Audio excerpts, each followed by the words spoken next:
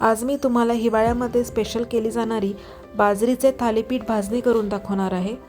सोबतच या थालीपीठ भाजणीपासून पौष्टिक व चवदार अशी थालीपीठ देखील करून दाखवणार आहे।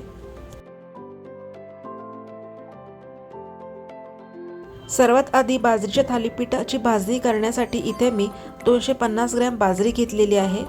बाजरी मी व्यवस्थित पाखडून व निवडून घेतलेली आहे।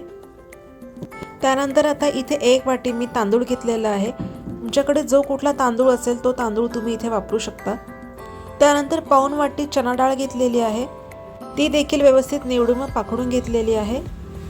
थोड्याशा ओल्या कपड्याने तांदूळ व इतर डाळी तुम्ही व्यवस्थित ते पुसून घेऊ शकता। त्यानंतर पाऊण वाटी मुगाची डाळ, पाऊण वाटी काबुली चणे किंवा साधे चणे देखील तुम्ही इथे घेऊ शकता। त्यानंतर पाऊण वाटी हिरवे मूग, पाऊण वाटी मटकी आणि अर्धी वाटी इथे पांढरे वाटाणे मी घेतलेले आहे। त्यानंतर 4 मोठे चमचे धने घेतलेले आहे। आपल्याला हे सर्व साहित्य व्यवस्थित गॅसवरती मंद आचेवर भाजून असे घ्यायचे आहे व भाजून झाल्यानंतर आपल्याला गिरणीमधून हे जाडसर असं पीठ दळून आणायचं आहे। इथे मी जाडसर असं पीठ दळून आणलेलं आहे। भाजणीसाठी पीठ दळताना ते नेहमी जाडसर असं दळावं, त्याने थालीपीठ हे खूप चांगली होतात। तयार झालेल्या भाजणीचे पीठ एका हवाबंद डब्यामध्ये तुम्ही स्टोअर करू शकता। तयार केलेल्या थालीपीठ भाजणीपासून बीटाचे थालीपीठ करून दाखवणार आहे। बीटरूट थालीपीठ करण्यासाठी इथे मी अर्धे बीट घेतलेले आहे। बीटाची साल देखील आपल्याला काढून घ्यायची आहे। त्यानंतर याचे बारीक बारीक असे काप करून घ्यायचे आहेत।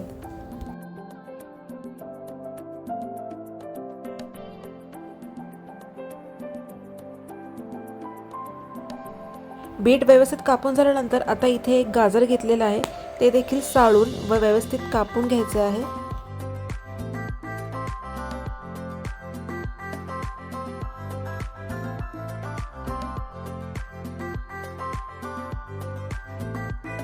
त्यानंतर 3 ते 4 हिरव्या मिरच्या देखील आपल्याला कापून घ्यायच्या आहेत। मिक्सरच्या एका मोठ्या भांड्यामध्ये आता आपल्याला हे सर्व वाटून घ्यायचं आहे। ह्यामध्ये मी मिरची, कापून घेतलेले गाजर व बीट टाकून घेणार आहे। आता यामध्ये 5 ते 6 लसणाच्या पाकळ्या, थोडी कोथिंबीर व जिरे टाकून आपल्याला याचं बारीक असं वाटण तयार करून घ्यायचं आहे। अशा प्रकारे आपलं वाटण हे तयार झालेलं आहे।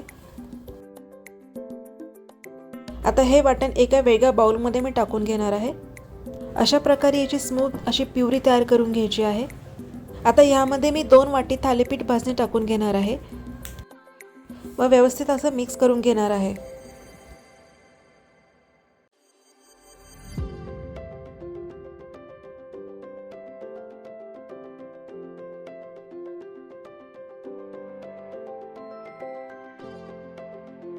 आता यामध्ये थोडे थोडे पाणी टाकून आपल्याला व्यवस्थित ते पीठ असं मळून घ्यायचं आहे।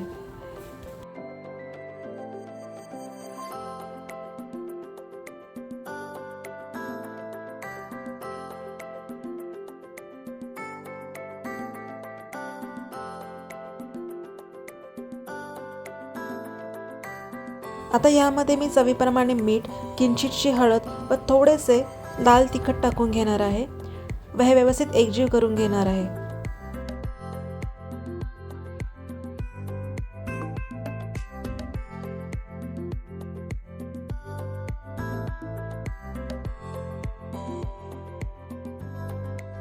आता यामध्ये मी 2 चमचे तीळ टाकून घेणार आहे व व्यवस्थित एकजीव करून आता 10 मिनिटं पीठ हे रेस्ट होण्यासाठी ठेवून देणार आहे। 10 मिनिटांनंतर आता याचे आपल्याला थालीपीठ तयार करून घ्यायचे आहे। इथे एक छोटासा गोळा मी हातावरती घेतलेला आहे। पोळपाटावरती एक स्वच्छ धुतलेला सुती कपडा घेतलेला आहे, त्याला थोडासा पाण्याने ओला करून घ्यायचा आहे। त्यानंतर आता यावरती आपल्याला थालीपीठाच्या भाजणीचा एखाद गोळा घेऊन आपल्याला तो व्यवस्थित थापून घ्यायचा आहे।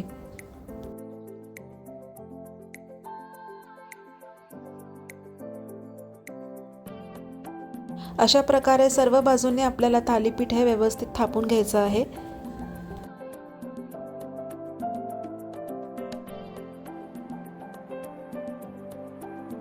यावरती तुम्हाला आवडत असल्यास तीळ देखील टाकू शकता।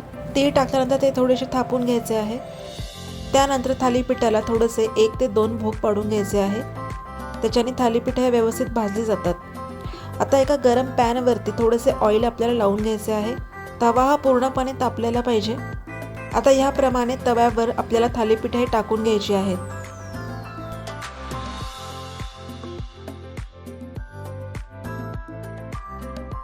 दोन्ही बाजूने तेल किंवा लोणी लावून आपल्याला थालीपीठ हे खरपूस असे भाजून घ्यायचे आहेत.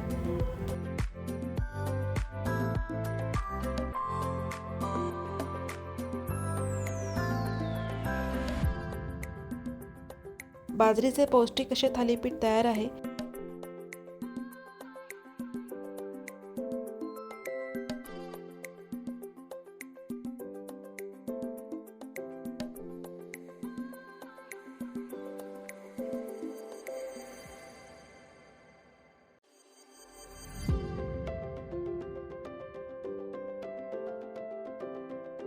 अशाच प्रकारे सर्व थालीपीठ तयार करून घ्यायची आहेत. गोड दह्याबरोबर व शेंगदाण्याच्या चटणीसोबत हे थालीपीठ सर्व्ह करा.